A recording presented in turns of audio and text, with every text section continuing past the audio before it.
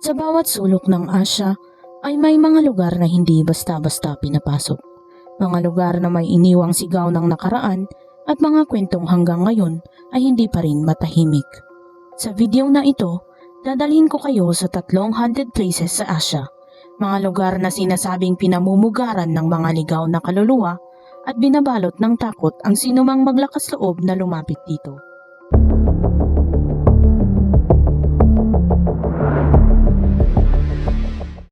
Ang una sa ating listahan ay ang Aokigahara Jokai o ang Suicide Forest sa Japan.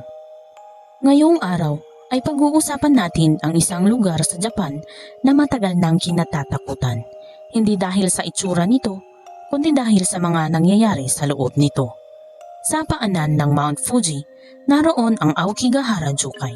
Kilala rin bilang the Sea of Trees, mula sa itaas, mukha itong ordinaryong kagubatan. Luntian, tahimik, maganda. Pero sa mga lokal, may isa pa itong pangalan. The Forest of No Return. Hindi dahil imposibleng lumabas, kundi dahil maraming pumapasok dito na hindi na bumabalik. Maraming nakaligtas ang nagsasabing pagpasok mo pa lang ay may kakaiba na. Biglang bumibigat ang pakiramdam, humihina ang hangin at ang katahimikan ay parang hindi natural. Ayon sa mga ulat, may mga nawawalan ng direksyon sa loob. May mga kompas na nag-iiba ang basa at may mga phone na biglang nawawalan ng signal. Pero ang pinaka nakakakilabot sa lahat ay ang mga boses. Mahihinang bulong na tumatawag ng mga pangalan, humihingi ng tulong at nag-aalok ng gabay palabas. Sa loob ng maraming dekada, ang Aokigahara ay naging lugar kung saan maraming tao ang piniling tapusin ang kanilang buhay. Mula 1978 hanggang 2003, mahigit 1,100 na kaso ang opisyal na naitala. At noong 2010 lamang ay 247 katao ang pumasok sa kagubatan at 54 sa kanila ay hindi na muling lumabas. Isa sa mga pinakatanyag na salaysay ay mula kina Mido at Shinichi, dalawang college students at horror vloggers. Pumasok sila sa Aokigahara hindi para magpakamatay kundi para magdokumento. Sa una ay normal lang ang lahat, pero habang palalim ng palalim, napansin nilang sobrang tahimik ng kagubatan. Walang ibon at walang hangin, at hanggang sa may narinig silang isang boses. Habang tumatagal, ay mas lalong naging malinaw na hindi sila nag-iisa. Nakakita sila ng mga lubid na nakasabit sa mga puno, mga sapatos sa lupa, mga buto, at isang piraso ng papel na may nakasulat. Sa puntong iyon ay gusto na nilang umatras, pero sila ay nagpatuloy pa rin hanggang sa marinig nilang muli ang boses. Hindi na mula sa malayo, kundi na sa tabi na nila. Pagkatapos noon ay wala na silang maalala. Nang matagpuan sila ng rescue team, sila ay buhay pero wasak ang kondisyon. At ang mas nakakaiba, wala sa paligid ang mga bangkay na nakita nila. Walang lubid, walang ebidensya. Ang kanilang kamera ay blanco at ang recorder ay nasa static lang.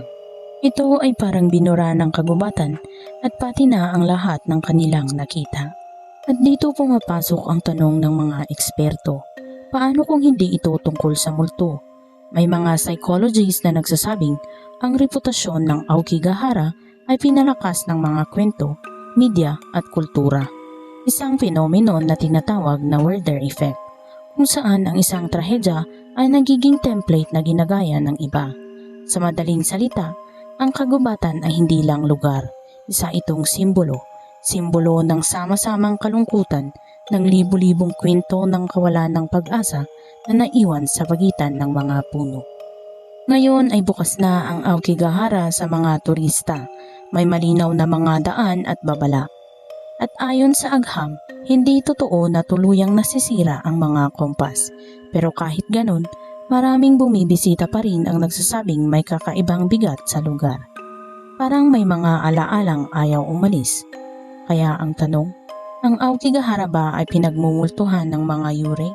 O tayo mismo sa mga kwentong paulit-ulit nating ikinukwento ang nagbibigay buhay sa takot nito? Anuman ang sagot, isa lang ang malinaw. Ang Aokigahara ay isang lugar na hindi nakakalimot at minsan ay iyon na ang pinaka nakakatakot sa lahat. Lubang Buaya, Indonesia. Ang mga urban legend na nagugat sa totoong kasaysayan ay kadalasang mas nakakatakot dahil totoong tao ang nagdusa.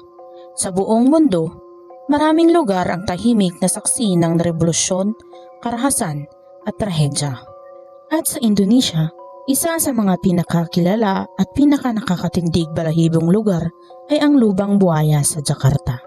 Ngayon ay kilala ito bilang isang historical site at museum, pero bago pa iyon, dito naganap ang isa sa pinakamadilim na kabanata ng kasaysayan ng Indonesia. Ang pangalang Lubang Buaya ay literal na nangangahulugang butas ng buhaya.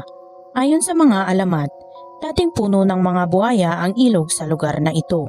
Kasama na raw ang mga puting buhayang itinuturing na banal o supernatural. Ngunit higit pa sa alamat, ang tunay na dahilan kung bakit kinakatakutan ang lugar na ito ay ang nangyari noong 1965. Matapos ang kalayaan ng Indonesia, lumitaw ang iba't ibang ideolohiyang pampolitika. Isa na rito ang Partidong Komunista ng Indonesia o PKI na lumakas at nagkaroon ng malaking impluensya sa bansa. Noong gabi ng September 30 hanggang October 1, 1965, isang biglaang kudeta ang isinagawa. Itong matataas na opisyal ng Indonesian Army ang dinukot mula sa kani-kanilang mga tahanan. Ang ilan ay pinatay agad sa harap ng kanilang pamilya at ang iba ay dinala ng buhay sa Lubang Buaya kung saan sila pinahirapan bago tuluyang pinaslang. Matapos nito, itinapon ang kanilang mga bangkay sa isang makitid na balon na may lalim na halos 12 meters. At noong October 3 ay natuklasan ng mga labi ng 7 general. Ang balitang ito ay umanig sa buong bansa at nagbunsod ng malawakang karahasan laban sa PKI at sa mga pinaghihinalaang kasapi nito. Bilang pag-alala sa mga general, itinayo ang Pancasila Sakti Monument at ang PKI Betrayal Museum sa mismong lugar. Makikita rito ang mga diorama at estatwa na naglalarawan ng pagtukot at pagpapahirap sa mga general. Pero dahil sa bigat ng kasaysayan, marami ang naniniwalang hindi pa rin mapakali ang lugar. Isa sa mga pinakakilalang salaysay ay mula sa isang matagal nang caretaker na nagngangalang Kasiman. Ayon sa kanya, ang bumbilya sa banyo malapit sa balon ay palaging nasisira kahit na walang problema sa kuryente. At habang nililinis niya ang mga estatwa, pakiramdam daw niya na sinusundan siya ng tingin ng mga ito, na para bang gumagalaw ang mga ulo at mata kapag hindi siya tumitingin. May mga security guard din na nagulat ng kakaibang karanasan. Mga gripo na kusang bumubukas at bigla ang lamig sa gitna ng gabi. May isang gwardya pa na nagsabing nakakita siya ng isang puting figura na tila lumulutang, nakabalot na parang bangkay papunta sa balon. May mga bisita ring nagsasabing nakakarinig sila ng mga bulong at paghingi ng tulong mula sa direksyon ng balon, pero tila nawawala ang tunog kapag sila'y lumalapit. May ilan pang nagulat ng tunog ng mga yapak na parang mga sundalong nagmamarcha sa dilim. Gayunpaman, para sa karamihan ng mga Indonesian, mas mahalaga ang alaala kaysa sa takot. Kaya tuwing October 1, ipinagdiriwang ang araw ng Pancasila Sakti bilang pag-alala sa sakripisyo ng 7 general. Maniwala ka man sa multo o hindi, iisa ang malinaw. Ang Lubang Buaya ay hindi lang isang haunted site. Isa itong lugar kung saan ang kasaysayan, trauma at alaala ay nananatiling buhay. At minsan, ang pinakamamigat na multo ay hindi ang nakikita, kundi ang hindi nakakalimutan. Bokor Hill Palace, Cambodia. Ngayon, pag-usapan naman natin ang isang isinumpang mansyon sa Cambodia. Isang film crew na binaliwala ang mga babala at isang serye ng mga pangyayaring hanggang ngayon ay pinagtatalunan pa rin. Nagkataon lang ba ang lahat? O may mas madilim na dahilan? Ito ang kwento ng Bokor Hill Palace at ang nangyari nang maglakas loob ang isang Korean film crew na mag-film doon. Noong unang bahagi ng 2004, sa kaibuturan ng kabundukan ng Cambodia, isang horror film ang kinukunan. Ito ay pinamagatang R-Point, isang Korean psychological horror tungkol sa mga sundalong naghahanap sa kanilang nawawalang mga kasamahan sa isang isinumpang lugar noong digmaang Vietnam. Nang ipalabas ito noong August 2004, umani ang R-Point ng mahigit 1.6 milyong manonood at naging isa sa pinakatanyag na horror films sa Korea. Ngunit para sa mga taong gumawa nito, ang tunay na horror ay wala sa pelikula. Ang lokasyon ng kanilang shooting ay isang napakalaking kolonyal na gusali na kilala bilang Bucor Hill Palace. Isang inabandonang mansyon sa tuktok ng bundok na binabalot ng hamog.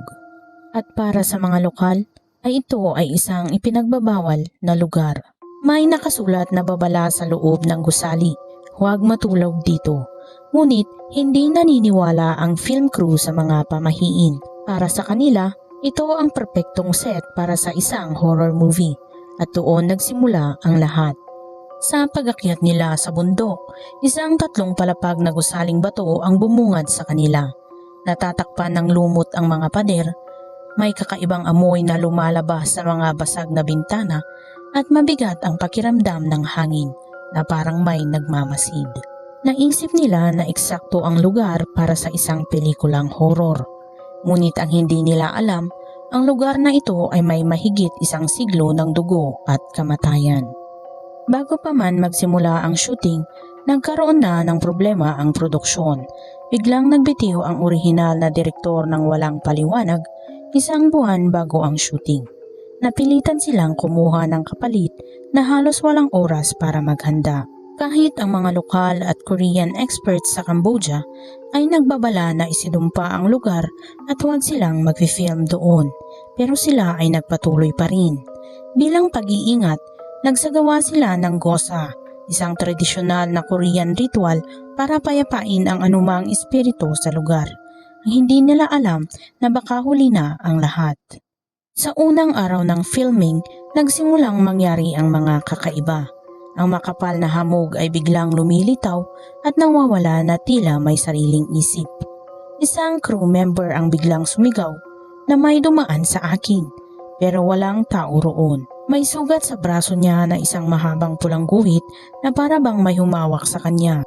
Pagkatapos ay isang aktor ang tumuro sa bintana at sinabing may nanonood sa kanya. Sabi niya, isang lalaking itim ang mukha, ngunit wala silang nakita kundi hamog lang, pero ramdam ng lahat na may mali. Sa gabi ay hindi sila makatulog. Kusang bumubukas ang mga pinto, kumikislap ang mga ilaw at marami ang nakaranas ng sleep paralysis. Pero ang mas nakakatakot ay marami sa kanila ang nananaginip ng iisang bagay. Isang batang umiiyak at isang anino na nakasilip sa siwang ng pinto. Kinabukasan ay nawala ang isang coordinator. Huli siyang nakita malapit sa hagdan at siya ay natagpuan 1 oras ang lumipas. Nanginginig at paulit-ulit na bumubulong na may tumatawag sa pangalan ko mula sa ilalim ng hagdan. At nang gabing iyon, may mga pulang mantsang lumitaw sa dingding. Kalaunan ay tuluyan nang tumigil ang filming. May naka-on na mga kamera pero walang recorded footage at static lang ang audio. Parang ayaw ng lugar na may makalabas na ebidensya. At doon na lumitaw ang tunay na kasaysayan ng Bucor Hill Palace. Noong 1920s, itinayo ito ng mga Pranses bilang isang luxury resort. Ngunit mahigit 900 Cambodian workers ang namatay sa paggawa nito. Namatay sila sa gutom, sakit at pagod. Iniwan ang kanilang mga katawan kung saan sila bumagsak. Kalaunan ay ginamit ito bilang isang kasino at bilang kuta ng Khmer Rouge at bilang lugar ng pagbitay. Matapos ang filming, kumalat ang tsismis, mga aksidente at bigla ang pagkamatay. At noong 2007, isang eroplanong may sakay na 22 katao, kabilang ang 13 South Koreans, ang bumagsak malapit sa Bucor Mountains at walang nakaligtas. Para sa ilan, nagkataon lang ang nangyari. Ngunit para sa iba, galit ang bundok. Ngayon, ang Bucor Palace ay isang marangyang hotel, bagong pintura at malinis na bintana. Ngunit may mga bisitang nagsasabing may naririnig pa rin silang mga yapak sa gabi at mga bulong sa hangin. Kaya ang tanong, nagkataon lang ba ang lahat ng ito? O may ginising ang film crew na dapat sanay nananatiling tahimik? Dahil kapag ang isang lugar ay naligo sa dugo sa loob ng mahigit na isang siglo, may mga mantsang hindi na kailanman nabubura. Maraming salamat sa panonood dito sa aking channel. Kung nagustuhan mo ang aking video, maaaring magkomento sa ating comment section at huwag kalimutang i-like, mag-subscribe at i-on ang notification bell.